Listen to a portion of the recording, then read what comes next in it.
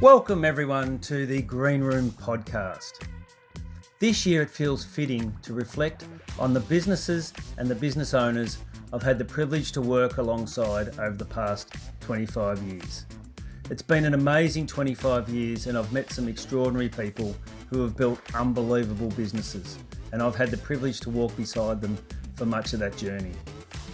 I want to bring you those insights, those things that really move the needle, not just in the day-to-day, but also in the bigger picture. Those things that provide a great business outcome, but also the life and freedom that you as a business owner really desire. So buckle up, welcome aboard, and I look forward to talking to you through the podcast.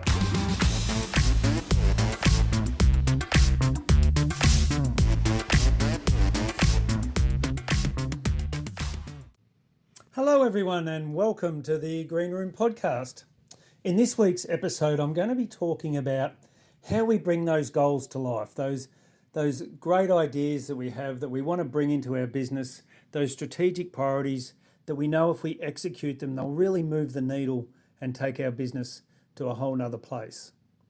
You know, there's research that says when we make a New Year's resolution that the average length when we break that resolution is the 6th of January. I don't know about you, but I can really resonate to that. In fact, I reckon there's plenty of resolutions I've made that have got nowhere near the 6th of January. But the research says that's the time the average resolution falls apart.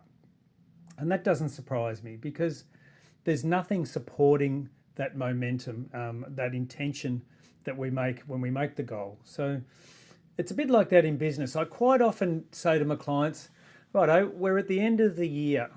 What I want you to tell me, you know, we're standing around at the Christmas party and I want you to tell me what's been the highlight of this year? What have you achieved? If you had the best year, you had a really successful year and you achieved your goals, walk me through what you would tell me over a beer at Christmas time around what you've done. And when it's put in that frame and that context, people can really start to unpack some of the goals they would like to achieve. You know, they say we want to achieve this, financially we want to do that, we want to have grown to this, we want to, whatever it looks like for them. But the challenge is, just like our New Year's resolutions, if the intention isn't embedded in some sort of process and system, then very quickly business as usual will interrupt and will take precedent. Most plans don't fail because they're wrong. You know, most of us, when we come in with great ideas and goals, we have the right intentions. So most plans certainly don't fail because they're wrong. They fail because the business never learns how to operate as if the plan matters. As soon as something hits the fan, as soon as a customer inquiry takes us away, as soon as there's firefighting to be done, off we go. We'll go to the squeakiest wheel. So strategy lives in documents, but execution of our biggest goals certainly lives in behaviour. So when pressure rises, we absolutely default to type. We default to habit. And if our behaviour and the behaviour of our organisation and our people doesn't change, then the plan stays optional. And what happens is it's the owner carries all the weight. And when people have a plan that's optional, they don't take up that option generally. They work to where they're most comfortable and what works for them.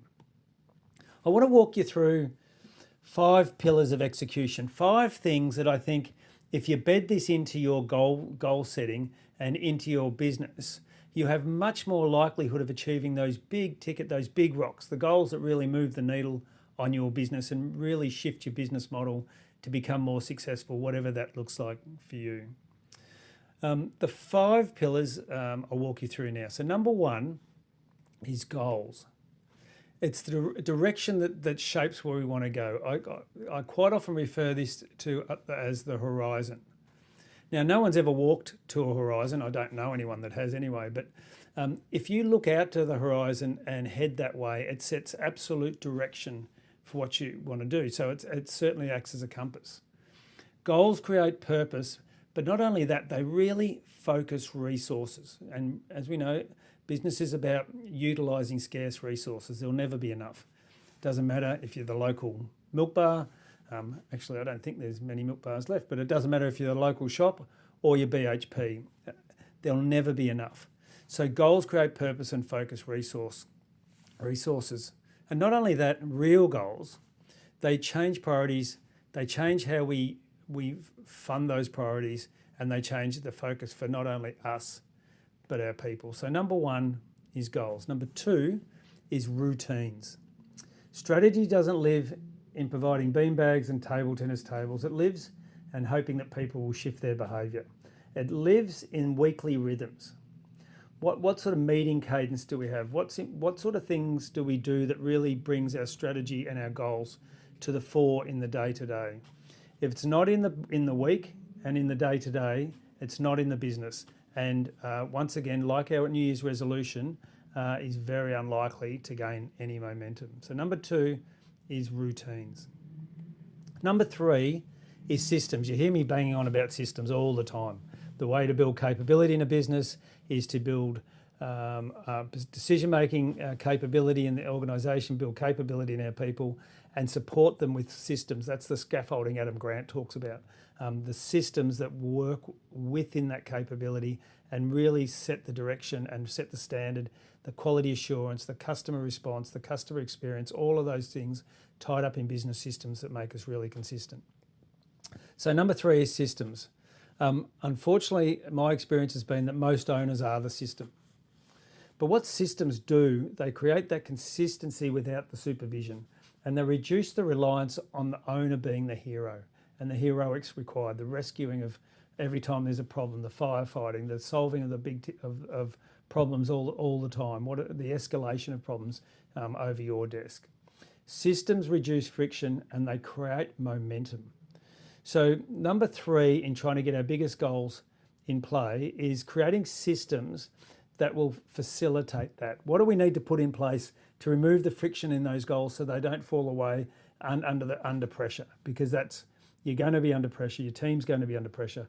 What systems can you put in place that creates consistency, gives people surety about what success looks like, and then removes the friction so that those goals continue to be front and centre? So that's number three. Number four is habits. I don't know whether you've read James Clear's book, Atomic Habits. Very, very good book. Probably the definitive book on habits that I've come across in my time. So what are habits in a business environment? Well, habits create consistency, not intensity in the execution. So what we want small actions done deliberately over time that create momentum. Habits make it a journey, not an event. So that over time, we can really start to do what James Clear termed as habit stacking, and we can get real momentum, and our habits can compound the success of our goals and compound those elements that continue to build to get us to some of our biggest goals. As a bit of a tip, just like every app you've ever used, whether it be a weight loss app or a fitness app or whatever, they tend to fall back on streaks. So if you can create habits and you can put a visual in place, some sort of dashboard, some sort of visual that people can see around streaks, how many days have we done something, and show that and make it real.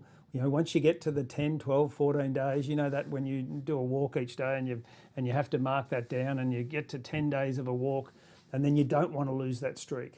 We see the same thing in, lost work days is quite often businesses put up the last day since they had a lost time injury day gone, so that people are really conscious around the safety in the workplace. So a bit of a tip in relation to habits, create some sort of visual board around streaks and get everyone in behind that, and that's just another way to create momentum.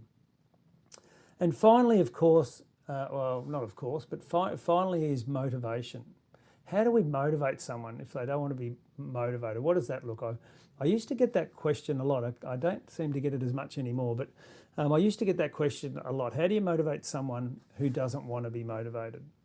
Well, if we're trying to motivate them to create that behaviour that will help us achieve our biggest goals. So when at Christmas time we're having a beer and you're saying, "Oh my goodness, Chris, we've had so many wins, and our goal was to do this and we achieved that, and now our goal we set out to do was this, and the behaviour we wanted to shift was this, and we managed to do that." So when I'm talking about motivation, It's about sustainable execution, and it's got to be driven by ownership and meaning. So your people have to really understand what it is we're trying to achieve, and it must mean something to them, whether it be like that streak I spoke about earlier. But if you can put it in the workforce so that we can reward around it, we can get around it as a team goal, we can get around it as something important so it's not optional, that can really help us sustain that execution and really provide more ownership and meaning for our team. Motivation follows energy. So you want to get everyone up and about around motivation, around the energy of the goal. How are we going? What sort of progress are we making? What do we need to do next? People love to be in on things. And the Hays report last year, the recruitment firm Hays put out an annual report on what motivates people. And according to that report, by a significant way, it's not money as the number one motivator, it's a sense of achievement. So we can use that stat, we can use that to help support us in getting our goals achieved and motivating our people through by demonstrating a sense of achievement so they can see they're making progress in the week to week, in the day-to-day, the week to week, the month to month. How might we demonstrate that? We have to make it so it's not abstract. We have to make it really intentional progress. Once again, how do you make progress visible? What does that look like? And once we get motivation around really getting in behind a shared goal and having real ownership and meaning behind that goal, we can sustain momentum. And that's really important when things get hard. When things get hard is when things are going to drop off. So once again, it's not optional. How do we fit those big rocks in, those things that are going to make the difference? But in the day-to-day urgency, when things get really hard, they might not be urgent and important at the time, but they're the things that are going to make all the difference. The Eisenhower matrix, made famous by Stephen Covey. What are those things, those big rocks that are going to move the needle over time? So here's my execution formula. Goals set direction, routines anchor behaviour, systems reduce friction, habits build consistency, and motivation sustains energy. And if we can put all those elements together behind some of our biggest goals, we've got a very, very powerful engine to move the needle, change our business, change our fortunes, and have that beer at the end of the year and be really, really proud of what we've achieved as a team and as a business. So that's my challenge to you. What are you going to do to put the structures in behind your biggest goals, or are you just going to try and live in intention? Because if we do that, history says that by the 6th of January, our New Year's resolutions have disappeared and our business world is very unlikely to achieve its goals.